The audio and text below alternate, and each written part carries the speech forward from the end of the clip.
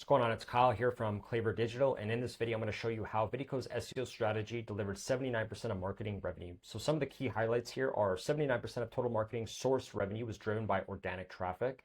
Organic traffic delivered 2.5x ROI compared to all other marketing channels. Monthly organic traffic skyrocketed from 9,000 to 50,000 users in just 10 months. Domain rating boosted from DR 58 to 69, and as of this video, they are ranked number one. They are the number one video production company for traffic value according to Ahrefs in the United States.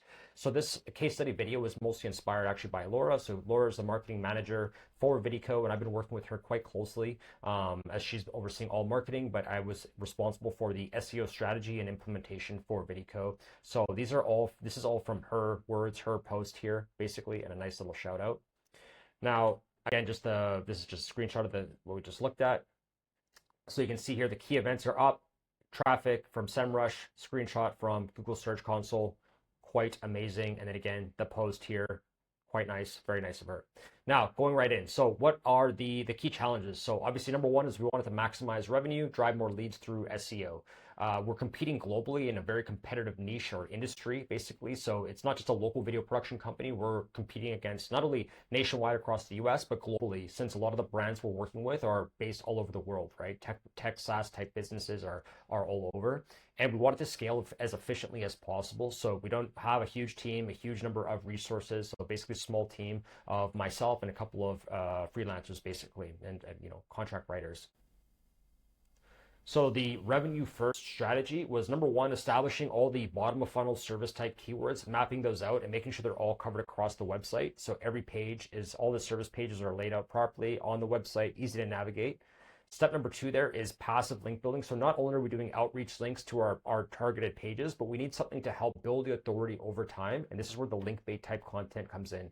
So if you go to Best Buy links, as you can see, we have a lot of statistic type content. And to be very clear, this is not to generate leads. This is to build links, to build authority, which is then going to fuel the rest of your traffic, basically. So as all keywords move up, basically. That's the goal here, not just to rank one keyword, but hundreds, thousands of keywords and to grow traffic. So this is a big part of the strategy. So as you can see here, a lot of statistic bait type content. So it's important that these keywords not only have search volume, so people are actually searching for this, but also the content is structured in a way that's easy for people to link and source you. So you can see it's very easy to digest, a lot of statistics videos, unique images, that sort of stuff. And here you can see for example, this one here, short form video statistics acquired 146 natural do follow backlinks so far and growing month over month.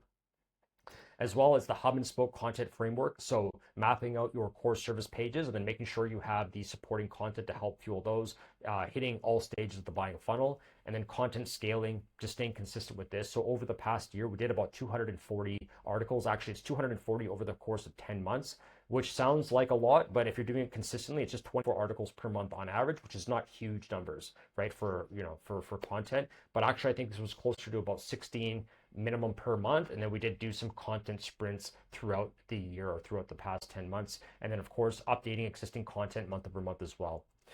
Now, the process that delivered the results, number one, having a technical foundation is obviously super important. Strategic keyword targeting, so making sure not only are all the bottom funnel keywords targeted, but then also your medium funnel. So think of like, best XYZ company, any kind of comparison articles, those are also targeted. And then earning backlinks passively and localizing for the US market. So we really wanted to focus on the US market because we knew that if we were to dominate in the US, that we would also dominate globally and get traffic from a global audience. Previously, it's doing quite well and actually outperforming all other channels up to date. So 2.5x the ROI for other marketing channels, and we're doing this pretty efficiently month over month.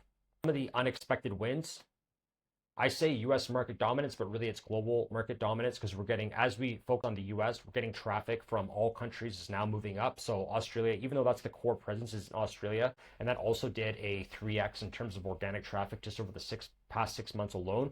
We're also getting, more traffic from other countries like Canada and then places like the UK and so on. Another unexpected win, which is pretty cool, is 2,000 monthly visits and actually leads coming from ChatGPT.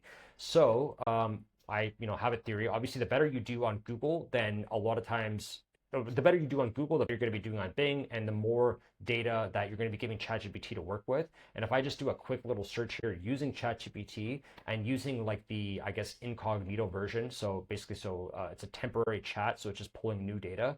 If I ask ChatGPT right now, who is the best video production company for tech brands, which is really our focus, we are listed as #1 here. So this is using the search GPT basically, so it's pulling from search engine. So the better you optimize in search engines, it seems to me that the better you're optimizing within specifically ChatGPT as well. And the proof is in the pudding with 2,000 monthly visitors coming from ChatGPT itself.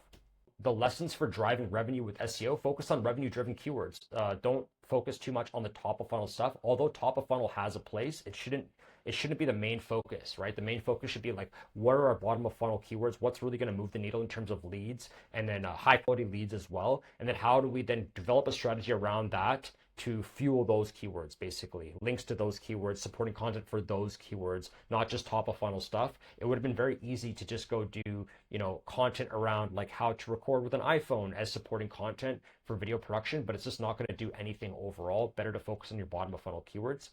The next one is let content do the heavy lifting. So if you're trying to build, personally, I have a bias towards this. If you need to build your overall authority to rank better, creating valuable content assets that earn links naturally over time without you having to constantly do outreach or pay for PR and stuff is definitely worth it, right? I mean, I'm not saying that you shouldn't do those other things, but I would say this should be a big part of the focus as well, creating 1 or 2 link baity type content articles per month, knowing that not all are going to work, but the ones that do are going to earn you links over time and then help build your authority, which is then going to fuel your overall organic success. And then consistency matters a lot. Just having a set criteria month over month, like I'm going to build this many links per month, say it's 5 or 10. I'm going to publish 16 articles per month or 20 articles per month. I'm going to update 10 articles per month. Just having a set KPI and sticking to it, because too often what I see with clients that are trying to do SEO or doing content marketing itself in-house is it's kind of like, oh, this month, let's do this. Oh, no, just do 5 articles this month. It's better just to create a system and follow that system, because it's going to take time and consistency to really get the rewards. So just be consistent with it. Now, you might adjust quarter by quarter or year by year. You might say, let's adjust this to be less new content and optimizing existing content, but just develop a plan and stick with it, basically, for the best results. Yeah. Why this worked? Pretty straightforward. Nothing new here.